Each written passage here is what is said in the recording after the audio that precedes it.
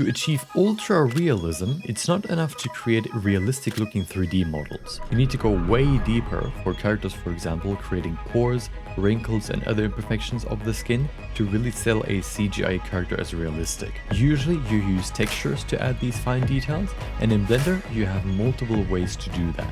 The first one is pretty simple, it only takes a few seconds if you do it quickly. First of all, by setting up a shader, this one is my basic principal BSDF shader, and then we grab a vector bump node. We plug that normal output into the normal input of the principal BSDF node. What we need then is a texture. The texture that we want to use here is texture Voronoi texture. If you have a node wrangler, the add-on enabled, you can press Ctrl and Shift and click on the node to see what it looks like, and that's what it looks like currently.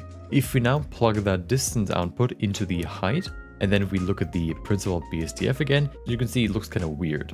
If we now go and change the scale, for example, to 2000, you can see it looks way more already like skin. We can make it even better though. What if we change, for example, the F1 to smooth F1? This one, the edges of the different holes here just get kind of smoothed out a little bit, and it just looks a little bit more natural or more organic.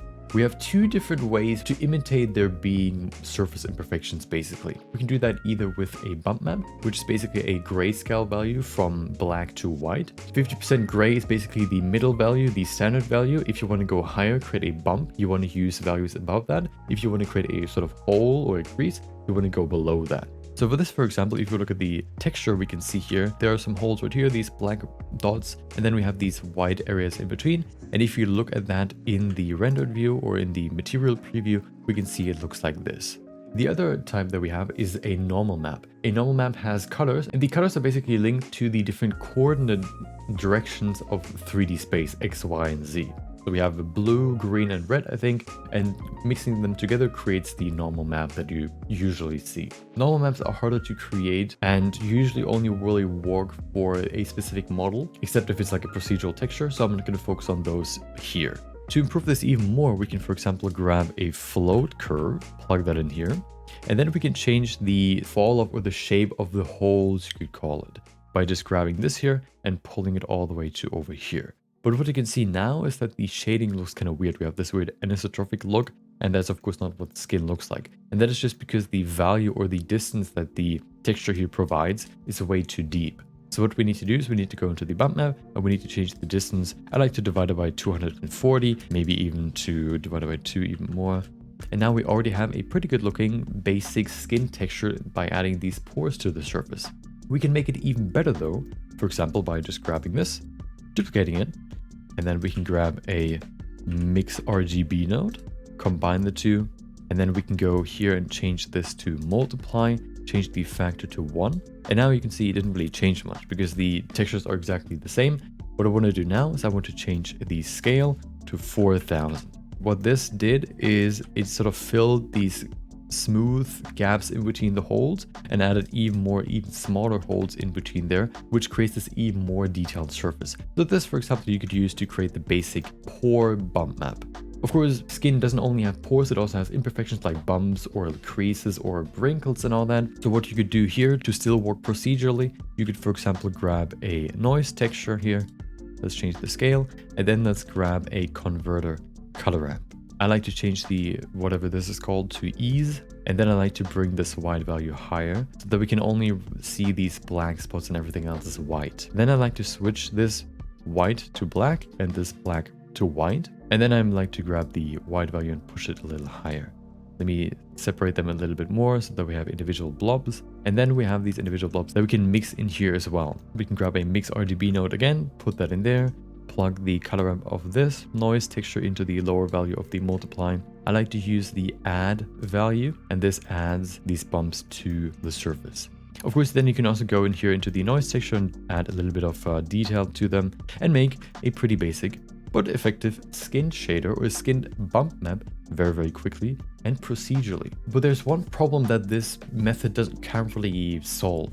And that is that you cannot focus your texture or your bump map on certain areas. For example, if you want to give the lips a different structure, of course lips don't have the same pores that the rest of the skin has, you would have to use, for example, a texture map, and then you use that as a mask to switch between different procedural bump maps. And that's basically the second level to create auto-realistic characters. You can also, instead of just using procedural textures, you can create your own textures. We can, for example, now grab a texture. Let's use a image texture, and then we need to make a new texture. For this one, we need quite a lot of resolution. So 4K might be enough, but I think for this character, I need more than that. So I'm going to go with 8K just to have enough resolution. And then we need to make sure that the color of this texture, the base color, is not 0, but it's 0.5, so that we can go down or we can go up. Then we hit OK, and then we need to plug the color into the height. This is not going to change anything, but now what we can do is we can select the object, we can then select the texture, and we can go into texture painting. We need to make sure that we use the draw brush, and then we can go into the brush settings. Now to create the basic pores, we can set up the brush in a way that it basically creates those pretty quickly. We need to make sure that this is white. I want to switch to black and white though, so that the primary function is to dig in instead of pulling up. And then I'm going to go to the stroke settings. Change the spacing, for example, to 150, and then change the jitter to 2. Spacing basically means it changes the frequency in where the brush is applied. And then the jitter basically just jitters the brush around so that it's not just a straight line, but it's kind of jittery. Now what we can do is we can just, decrease the brush size, make it very, very small. And then if we apply it, you can see we create these individual pores. Now we can just go in here and we can fill the whole face with these pores. Of course, that'll take a while, but that's a very, very easy way without any special settings or whatever to create, for example, these pores for your character. One thing to note here is that when you do this, these bumps are not going to look good until you've added these bumps to most of the face. If you have a very smooth surface and then the bumps right next to them, it's not going to look realistic. So you really have to fill the face first before you can really see whether it looks good or not, which is kind of maybe makes you waste a little bit of time, but that's just, I guess, how it is. Then, of course, you can also, for example, add wrinkles with this, I guess, approach. So you could, for example, go in here and change the spacing back to 10% and remove the jitter. And then we can create these individual lines here, for example, like this. And this way, for example, you can create these wrinkles that are around the eye. Of course, if you have a graphics tablet, you can also use the strength pressure sensitivity to create a nice tapering at the end of these lines, for example, these wrinkles. That's going to make it look even better. You can grab some references and see where you would place these wrinkles. Also, the direction of the pores looks different in different areas of the face. And this way, you can now add these very fine details to all the parts of the face without having to worry that the structure doesn't look correct, because you have full control over the structure. So now you can go into the lips, for example, as well, and add these wrinkles here without having to worry about pores being on the lip, because you have full control over it. One more thing to note, we not only have these wrinkles going in the direction of the kind of outwards from the mouth to the corner of the lip or border of the lip, but we also have these horizontal lines for the lips. These will really help make the lips look more realistic. What you can also do, instead of just using the basic brush, you can apply a texture, or you can apply a sort of mask to the brush to create the structure of the skin even faster or even more effectively. For that, for example, you would go to the texture mask setting here for this brush, and you would create a new texture. Then you would have to go to the texture settings and select the texture right here.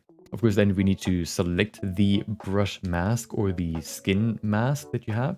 I have made a few. I'm going to put the link for them in the description. Once the texture here is selected, we can go to the brush settings again, and then we can change a few things. First of all, we need to change the fall off. Let's change the fall off from custom to smoother. This just makes sure that the edges of the brush are as smooth as they can be. And then we can go to the stroke method. You can now make a decision in the stroke method. If you just want to use space, that's okay. You can just go in here and, for example, now click to apply the texture to the surface.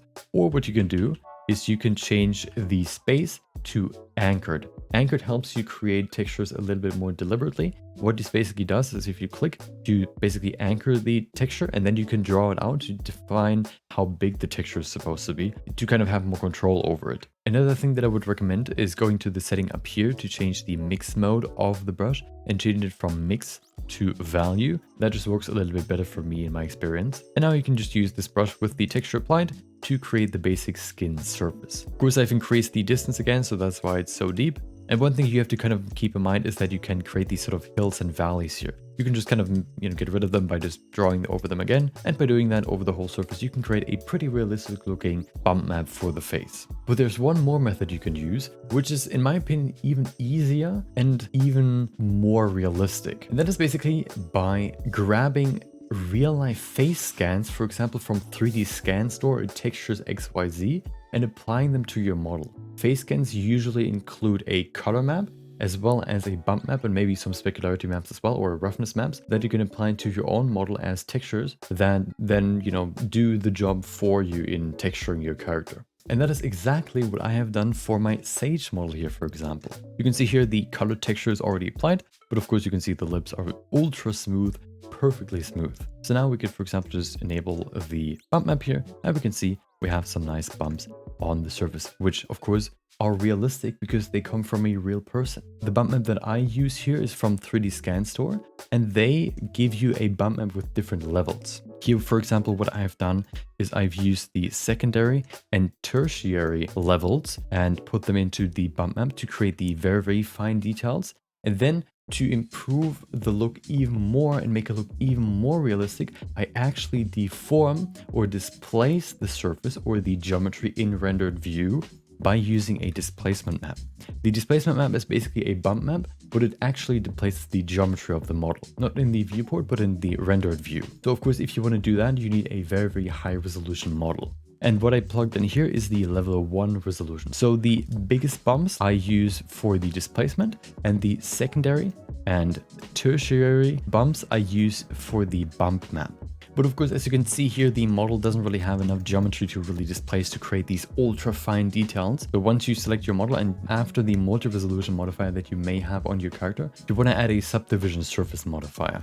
Then you need to go into the render settings and you need to make sure that the render engine is cycled and the feature set is experimental. What that enables you to do is the subdivision modifier has a new setting, which is called adaptive subdivision. Adaptive subdivision basically means that the closer a surface or an object is to the camera, the more resolution it has. So if you have an object that is this close to the camera, the hand would have more resolution or more geometry than if it's somewhere over here. This way you can save a lot of geometry and of course a lot of processing power. So what you would do is you would use the biggest displacement map that you have, put that into a displacement node, and then put that into the material output. Then you can use the even smaller details. If you have multiple, you can combine them, and then you can put that into the bump node to imitate the ultra fine details. And then all you need to do is you need to go into the shader settings, go to the settings, and change the displacement from bump only to displacement and bump. This way in rendered view, the geometry actually gets displaced. Otherwise, the displacement map just acts as a secondary bump map. And if you combine all these things together, adding the bump map as well as the displacement map, you can create the most realistic surfaces that you can imagine. Of course, not every PC can handle that much geometry, but if you want to go into that much detail, of course, your PC needs to be quite strong. If there are any more questions I haven't answered in this video, make sure to put them in the comments. Thank you for watching. Maybe I'll see you next time. See ya.